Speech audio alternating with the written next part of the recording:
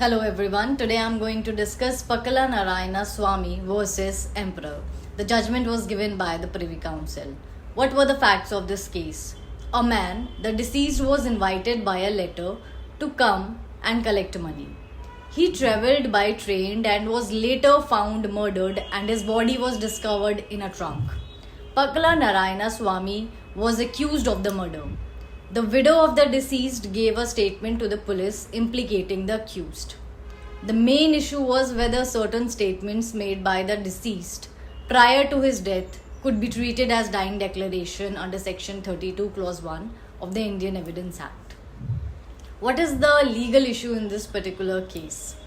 That is, whether the statements made by the deceased before his death, such as his intention to collect money from the accused, qualify as a dying declaration under Section 32 Clause 1 of the Indian Evidence Act. What was held in this particular case? So in this case, not all the statements made before death are dying declarations. A statement can only be admitted under Section 32 Clause 1 if it has some connection with the cause or circumstances of the death. In this case, the deceased statement that he was going to collect money was held to be connected with the cause of death and thus admissible.